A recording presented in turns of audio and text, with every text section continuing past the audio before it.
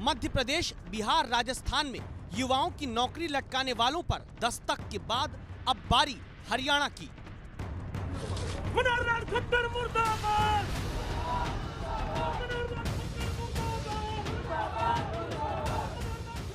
कुछ ऐसी ही लटकी रह जाती है सिस्टम के हाथों। क्या हरियाणा के नौजवानों की सरकारी नौकरियां, जैसे लटका है ये नौजवान हरियाणा स्टाफ सिलेक्शन कमीशन के दफ्तर के बाहर।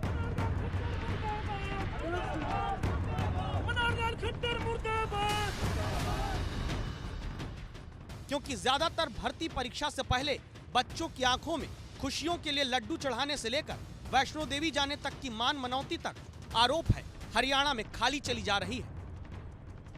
लेकिन क्यों? आज तक संवाददाता मंजीत सहगल जवाब तलाशने पहुंचे हैं। बस अब कुछ देर ध्यान से सुनिएगा आपके बेटे बेटियों से जुड़ी कहानी। ये पेपर लीक हो गया, कई बार ऐसे हो जाते हैं, जो पढ़ने वाले लड़के हैं वो पीछे रह जाते हैं, ऐसे घूसखोर आगे आ जाते हैं। कुछ होते हैं सिस्टम में जो लोग लीक करवा लेते हैं। जो जिस हिसाब से लीक हुआ है सर, उससे यही लग रहा है कि सर नौकरी बिक रही है सर 12-12 लाख रुपए। अब इनके गुस्से की वजह जानिए। इसी महीने ग्राम सचिव की 600 पदों पर भर्ती परीक्षा हुई। 6.5 लाख युवाओं ने 600 पद के लिए पढ़ लिख कर एग्जाम दिया। परीक्षा के दिन ही हिसार, पानीपत, जींद, सिरसा में प्रश्न पत्र लीक हो गया। बस उसके बाद हरियाणा कर्मचारी चयन आयोग, जिसके दफ्तर में विवेकानंद का ध्येय वाक्य लिखा है, उसे बदलकर युवाओं से कह दिया गया, पढ़ो लिखो और नौकरी के लिए दौड़ते रहो। युवाओं को एक बार फिर बस मोबाइल पर न्यूज मिल जाती है, बेटा पेपर रद्द हो गया और फिलहाल आपकी नौकरी पाने की उम्मीदें भी। कई प्राइवेट कॉलेजेस एंड इंस्टीट्यूशंस के अंदर ग्राम सचिव के एग्जामिनेशंस के अंदर पेपर की आंसर की मोबाइलों पर मिली, बाहर से लोगों ने आंसर की प्रोवाइड करी। स्टाफ सिलेक्शन कमीशन ने ये निर्णय लिया है कि चारों जो एग्जाम्स हुए थे 9 और 10 तारीख को, उसको विड्रॉ किया। यह हालत उस चयन आयोग के राज में है जिसके दफ्तर के बाहर पारदर्शिता की मुनादी पोस्टर चिपका कर की गई है। हम इस वक्त हरियाणा स्टाफ सिलेक्शन कमीशन के कार्यालय के बाहर खड़े हैं।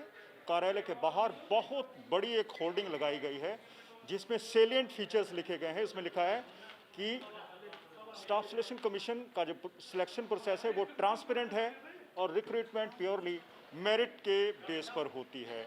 लेकिन जिस तरह से हरियाणा स्टाफ सिलेक्शन कमीशन के टेस्ट पेपर्स लीक होते हैं, जिस तरह से भर्तियों में व्यापक गड़बड़ियों के आरोप लगते हैं, उसे नहीं लगता कि हरियाणा स्टाफ सिलेक्शन कमीशन में किसी तरह की ट्रांसपेरेंसी बरती जाती है। 15 जुलाई 2020 के आंकड़ों के मुताबिक हरियाणा रोजगार पोर्टल कॉल सेंटर पर ही 13 लाख से ज्यादा बेरोजगारों ने रजिस्ट्रेशन करा रखा है। Centre for monitoring Indian economy के आंकड़े बताते हैं हरियाणा में बेरोजगारी दर देश के औसत से 3 गुना ज्यादा है।